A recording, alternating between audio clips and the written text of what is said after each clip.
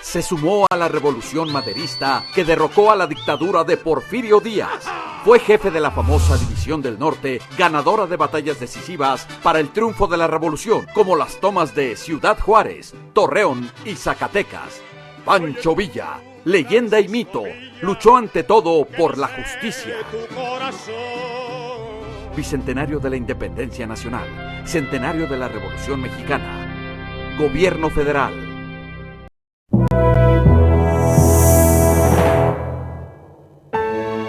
La División del Norte se creó en 1913 aquí, en la Hacienda de la Loma, Durango, donde Francisco Villa fue elegido para encabezarla. Junto con Felipe Ángeles, organizaría el ejército más poderoso de la Revolución, con 50,000 hombres y una sólida estructura militar. En este amplio vértice de los estados de Coahuila, Durango y Zacatecas, se libraron las batallas de Gómez Palacio y Torreón. Esta ciudad, bastión huertista, cayó en manos villistas en marzo de 1914. En junio de ese mismo año, desobedeciendo las órdenes de Carranza, Villa y la División del Norte tomaron Zacatecas a sangre y fuego. El ejército federal poco después se rendiría en Teoloyucan. El Centauro del Norte se convertía en el brazo armado de la Revolución. 200 años de ser orgullosamente mexicanos. Esto es el Bicentenario.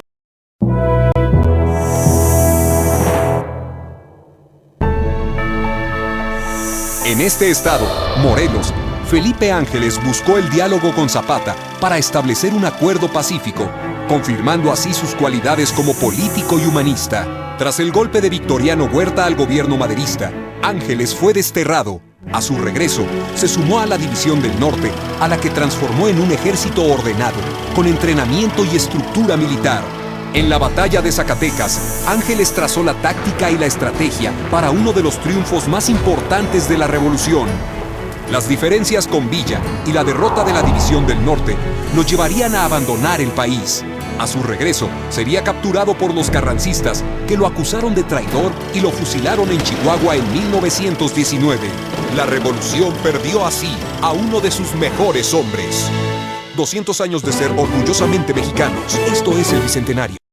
Felipe Ángeles, considerado el mejor artillero de la Revolución, fue director del Colegio Militar durante el gobierno maderista. Tras el derrocamiento de Francisco I. Madero por Victoriano Huerta, se unió a Carranza para combatirlo y fue brazo fuerte de Villa en las batallas de Torreón, San Pedro de las Colonias y Zacatecas. Hasta el final de su vida creyó en la justicia, la dignidad, el respeto a la ley y la democracia.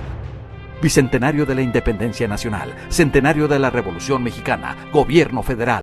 Para el mejor artillero, la ciencia de las armas nunca estuvo por encima del respeto por la vida. El general Felipe Ángeles se opuso a Victoriano Huerta, manteniéndose leal al gobierno de Francisco I. Madero durante la Decena Trágica. Su talento militar, unido al genio guerrillero de Francisco Villa, alcanzó algunas de las victorias notables de la Revolución Mexicana. 200 años de ser orgullosamente mexicanos. Gobierno.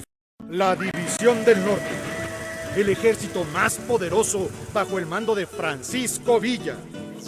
Ciudad Juárez, Torreón y Zacatecas, batallas decisivas para el triunfo contra las fuerzas de Victoriano Huerta. Ángeles, Urbina, Herrero, Ceniceros, Los Rodríguez, Hernández, Herrera y Aguirre Benavides, generales que entrarían en la historia para ser leyenda. 200 años de ser orgullosamente mexicanos. Gobierno.